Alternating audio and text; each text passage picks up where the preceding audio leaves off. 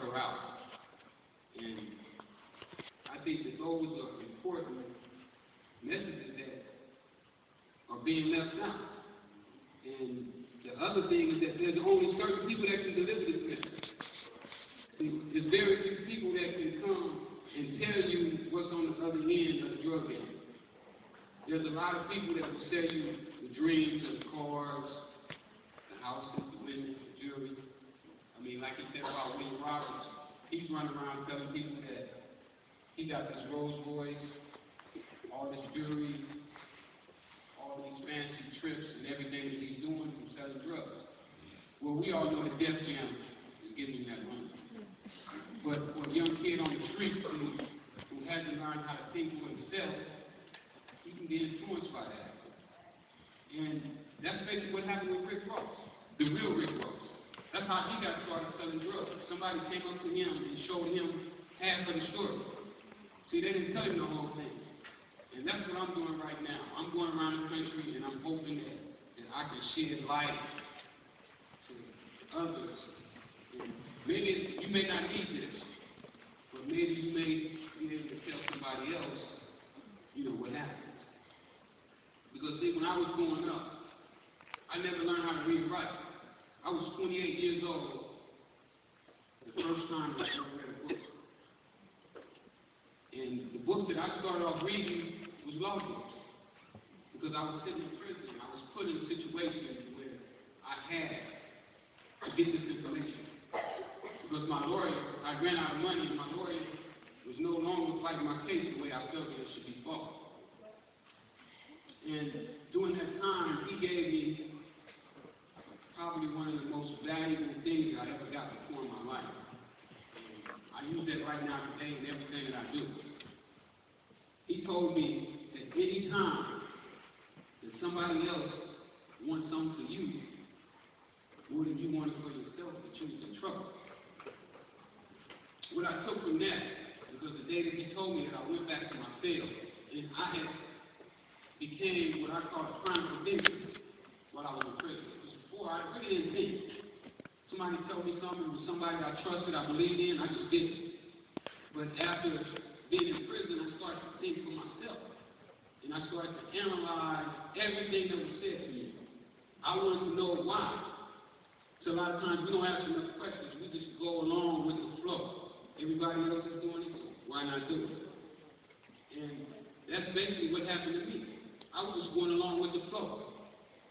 Well, after I went to prison and I analyzed what he was saying, my lawyer was telling me that if I didn't get into those law books, that he wasn't going to do it. He said that he had other clients. He had a wife that he was going home to, and he asked me, where was I going after this attorney interview? I was going back to a cell that was about 4 by 6, something that I wasn't accustomed to living in. I had to change that. And lucky I did, because if I hadn't, I would still be in prison today. I'm the one that found the issue that set me free. Well, from that experience, I took it from there and I started to analyze everything that I did in my life. I went back over my life to find out how I got in my position. Because believe me that we're all responsible for where we are today. I mean, we can blame our downfalls on other people, but when it all comes down, it's going to fall on your shoulders. So when I was sitting in that prison, and I was looking at all these people in this courtroom, and I said, how did this guy get to be a lawyer? How did this person get to be a judge? How did this guy get to be a DA agent? Well, what I found out is that with all of them, they had other people in their life that helped them. You see what I found out about myself? I had people in my life that helped me too. But guess what? The people that I had wasn't the right people. Or they loved me dearly. They loved me. If I needed somebody to come with me and it was going to be some shooting or some fighting, they was right there with me. If it was going to be some drug dealing, it was right there with me. But they couldn't teach me how to continue my tennis career. They couldn't teach me how to be a lawyer, a doctor. And that's what's missing in our community. See, we don't have people that's going back to our neighborhood that's teaching our children. all are here getting this information, and trust me, if there's ever going to be a change, it's going to have to come through you. See, I took it on myself now.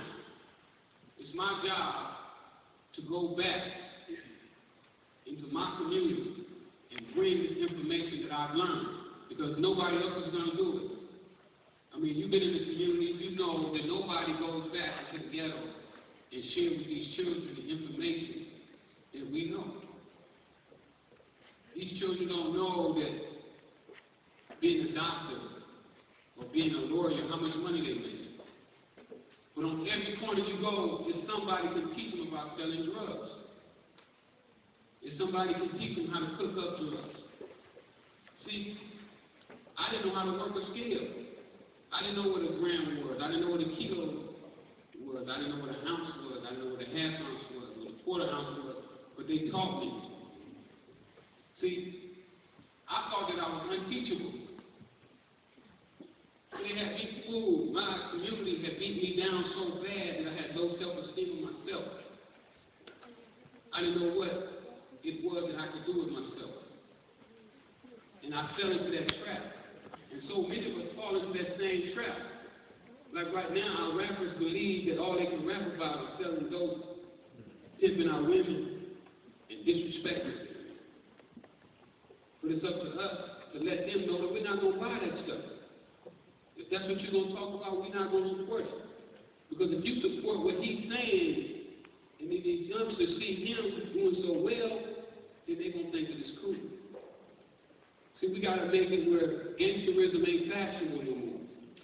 Because when we started doing what we was doing, we wasn't doing it for fashion. We was doing it out of ignorance.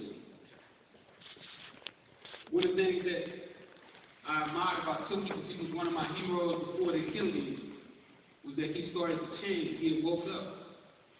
And when I was in prison, I had a life sentence. He was on death row. I saw him changing, and I said, you know what, if Took can change, you can change.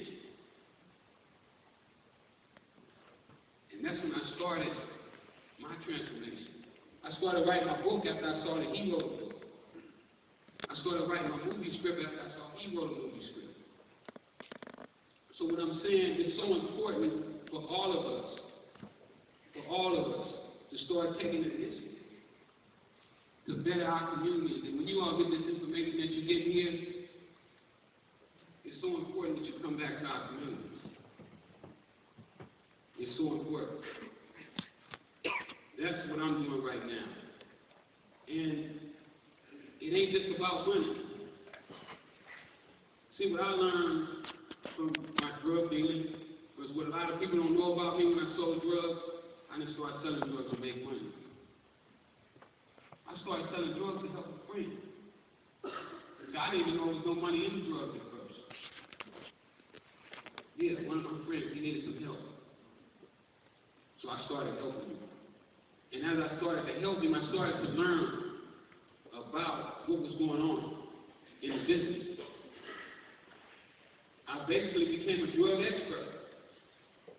And when you become an expert in any field that you're in, you're going to do good at it. You know, I started to know where the drugs sold, how, where was they cheap at, where to go buy, who bought it, what day they bought it. See, what else I found out about a